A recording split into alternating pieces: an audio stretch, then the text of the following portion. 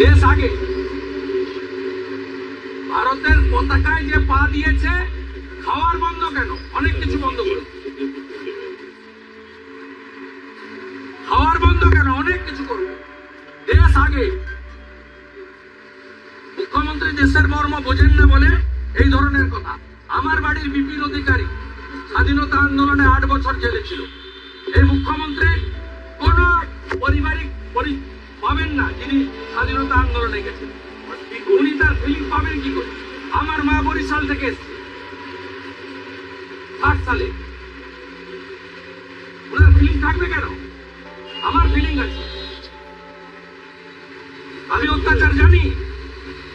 দেশের পতাকাকে যারা পা দিয়েছে, খাওয়ার বন্ধ কেন? আমি তো চিকিৎসা বন্ধের দাবি করি। একাধিক ডাক্তার সমর্থন করেছে। এই যে দেখুন রোহিঙ্গা, রোহিঙ্গা হাওড়াতে ভিসা নিয়ে ঢুকেছিলাম, এখন আর ভিসা নেই। কত রোহিঙ্গা নেবেন?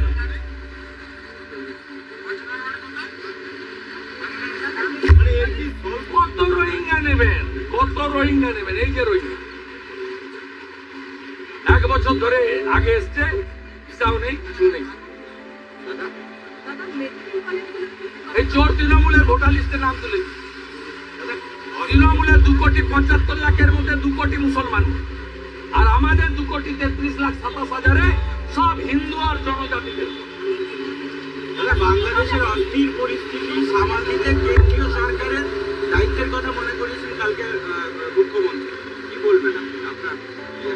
মুখ্যমন্ত্রী আগে এনআরআই মেডিকেল স্ক্যাম সামলান।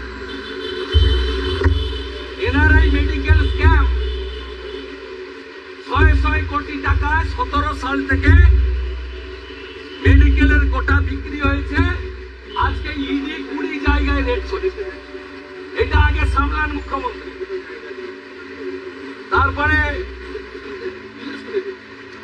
এই যে আরেকটা রোহিঙ্গা মেমারিতে থাকে, ডানকুনিতে কাজ করে।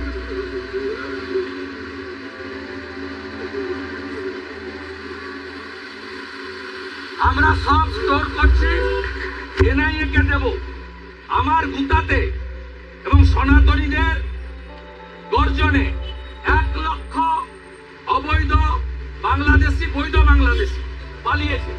নিউ মার্কেটের হোটেলগুলো দেখুন, বসা মাছি দাঁড়াচ্ছে, পালিয়েছে। বাকিটাকেও দাঁড়াবো, কিচ্ছু করতে হবে না, সরকার লাগবে না। হিন্দুর যদি বাচ্চা হয়, এদেরকে তাড়াবো এখান থেকে। রোহিঙ্গাদের পরিষ্কার কথা, একটা ডাকে 1 লক্ষ পালিয়েছে। বেনাপোলে যান, লাইন দিয়ে পালিয়েছে, কালকে যাওয়ার আগে পালিয়েছে।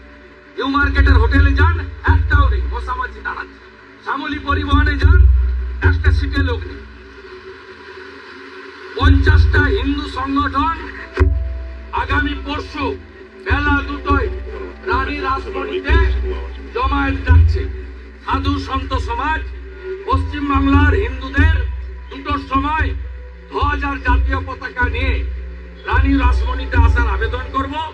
কিন্তু আগেই কলকাতা হাইকোর্টের মহামান্য বিচারপতি তীর্থঙ্কর ঘোষ অনুমোদন দিয়েছেন বেলা 12টা থেকে 6টা এখানে বাংলাদেশে জাতীয় পতাকা পদদলিত করার প্রতিবাদে ভারতীয় এবং সনাতনীদের বড় জমায়েত হবে।